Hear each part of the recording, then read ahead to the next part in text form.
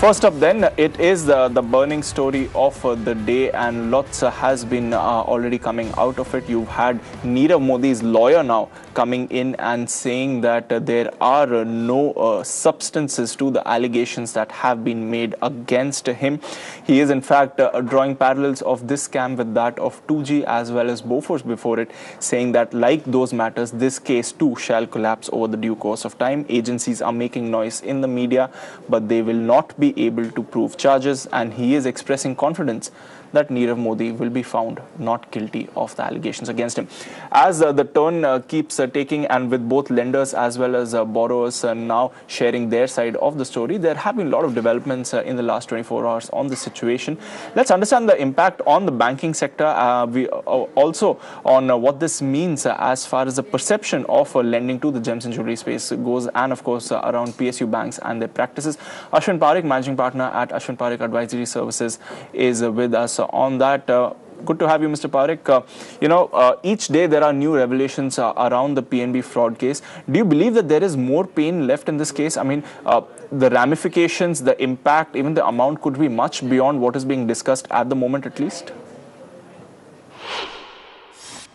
I suppose two things. One is, as we are now examining, the entire case, and as it is coming out in the media also on a regular scale, one thing is becoming evidently clear, that till all the facts are well established, so I mean, there are several facets to these facts. One is, of course, the fact that, let's say, the LOUs were issued by, the officials of, let's say, PNB, and so many LOUs have been issued in the past, and then over a certain period, the number of LOUs went up substantially high. So, I mean, that's one aspect of it. The second aspect of it is, the entire participation of other banking and of course, the regulatory framework within which the liability associated with that participation, and the necessary, therefore the outcome and the consequences will have to be shared accordingly. So there is somewhere first the facts, then of course the regulatory framework within which those facts have to be established. One thing is very certain to my mind, and that is, I suppose, if we come out of, the mere blame game, so we may say, oh, it's either the government on one side, or oh, it's the regulator on the third, or it's the banking system on the fourth, or lack of controls on the fifth, whatever. I suppose when the facts are established, and let's complete all these, let's say, fact determination much faster, because each time new revelation keeps on coming up, it's only pointing out to more weaknesses and more cracks in the system, and it's actually exposing the system, basically, how vulnerable it is, how seriously exposed it is. Let's not also forget somewhere the kind of discomfort that the deposit holders and the nation is going through. I mean, we are saying, oh, 11,300 crores, but then that's it. When people do fraud, for example, when they defraud the system, let's accept the fact that they know the loopholes, they know the cracks in the system, and they can use these cracks or these loopholes to their benefit wherever possible.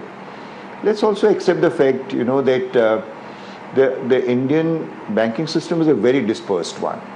So many branches, so many ATMs, so many touch points, so many employees at the same time. So therefore, to the extent that some participants in the banking cross the limit of fear and the greed overtakes, they are bound to. I mean, today, for example, we are coming out with the LOU related, let's say, fraud. Tomorrow we may come out with some other areas which are equally weak, where the bankers who are actually on the job all the while, and the borrowers also are equally good in really working with the banking system in finding these loopholes and cracks. So where does this end? I mean, is the question, therefore.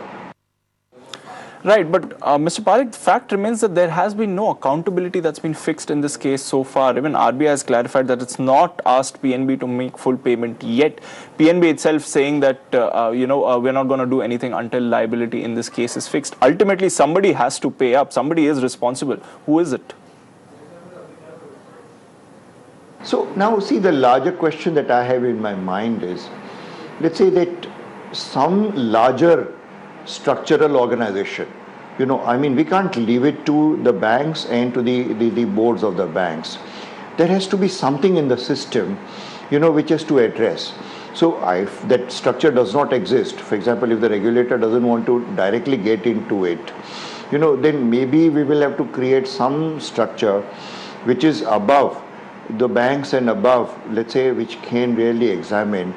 And then we say, okay, whatever is decided.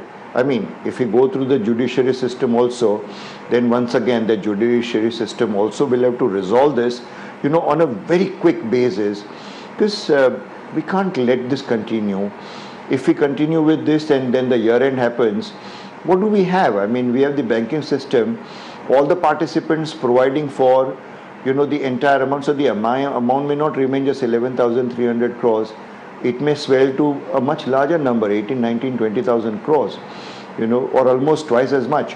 So I suppose, where does it manifest? I mean, where does it take us to? My simple one-line sort of observation and suggestion would be, let there be a structure created which will examine the accountability and exactly who, which bank A should take up the liability, which is to be to be held accountable for the entire, let's say, fraud that has happened. And also at the same time, get back to the system and give the comfort to the deposit holders and to the nation that there will be a proper mechanism going forward as well, Mr. Parekh, one thing that's emerged out of all of this is that the system of checks and balances has failed. The government has also pulled up the RBI, raising questions over some of these norms. Do you feel that all banks should now face a fresh audit, because there could be more hidden skeletons, as it were, apart from what's already been disclosed? You see, once again, I mean, I would still believe that I suppose Basel 3, in fact Basel 2, recognizes this aspect, and that's why you had Basel 3. There has to be self-assessment of process controls. Quite seriously, that is one important element of Basel which we have not perhaps studied so very well. Basel actually did, when it came to operational losses, did in fact provide a response or a way out, suggesting that no amount of external audits, reviews can really help. Bankers themselves may know weaknesses. They may know the loopholes sitting in their own systems. If they were to honestly carry out self-assessment, and if they were to really start rating their internal controls, and then pointing out to all those controls where they believe that there can be weaknesses which need to be addressed, then I suppose a meaningful review would have taken place. External forensic, external auditors, takes ages. New systems develop, new processes develop, new cracks will be available, new loopholes will be available. The connivers, those who are used to giving, misuse of the system, will continue to do so. I suppose it's a self-assessment by the banking system and everyone in the bank for whatever process he is responsible for. I think somewhere along we'll have to get into that environment, Right. Fact remains, Mr. Parekh, that PNB has lost more market capital now than, in fact, the recap of the fund infusion by the government. What do you think PNB particularly can do at this point to set its home in order? Yeah, so I suppose once again, I mean, your question is so pertinent. The larger issue before the economy is the restoration of trust, the restoration of trust in the banking system, and some amount of assurance to all the stakeholders, the investors, the deposit holders. I mean, today, for example, we are looking at the market cap, but tomorrow, for example, a run on deposits may happen to any other bank, So, I mean, where large fraud may happen. I mean, where will the liquidity be available? If there is a run on very large banks, for example, let's say. So, for a minute, I'm not suggesting PNB, but I'm saying any other bank tomorrow, if a large fraud of larger dimension happens, and if the trust with the deposit holders is shaken, it has a different ramification or a different manifestation altogether. Absolutely. Mr. Parekh, also talk to us about the other factor that could be at play as a direct fallout of this. I mean, this is going to lead to some kind of a status quo on lending activity, some kind of a status quo on bank mergers. Is that a possibility? Because before this, the government was very aggressively talking about PSU bank mergers. But do you think that this particular case could stall that process? I don't think so. And then to my mind, I suppose it will take us, I mean, we must look at the RBI's recommendations, which came out on the controls, a little before this particular, let's say, irregularity came out to the fore. And that is a clear examination, a strong monitoring of each and every aspect of the banking system. I suppose, to my mind, consolidation is not an answer at this point in time. I suppose strengthening the banking system and the balance sheets of the banking system is where the answer to my mind lies. And then I suppose I totally, let's say, agree with the direction that the regulator has taken, in this particular regard. I think let there be cleansing first. Let there be an evaluation of processes and process controls. And then maybe after a while, when there is a reassurance that at least the systems will perform, the controls will perform, then I suppose we could think and talk about consolidation, I would say. Point taken, Mr. Parekh. Also, just talk to us about the other factor at play here is that this is just one bank and this is just a couple of companies involved. I mean, is there a possibility that there are many such cases which lie undiscovered, or do you feel that this is only limited to a few individuals and one particular or a few particular banks? And could the concerns be overblown, especially around the private banks then? Well, I don't know about that. It's too difficult because, the problem is that crisis, each time, either tell us very clearly that there is no point in predicting anything, because crisis may happen anywhere. However, I suppose if we go back to the original principles of 4I controls, maker-checker controls, stronger internal assessment controls, then I suppose we may strengthen the banking system. We may get an impression at this point in time, it may be a perceptive impression, that public sector banking perhaps may be a little weaker compared to, or two shades weaker than the private sector banks. But I wouldn't subscribe to that broad generalization. Each bank has a different set of, let's say, the processes, different set of people. In some cases the bankers are so committed to their organization and to the cause with which they are serving that they don't fall prey easily to such temptations and all. So the answer lies, with different organizations. I wouldn't say I would generalize saying public sector or private sector.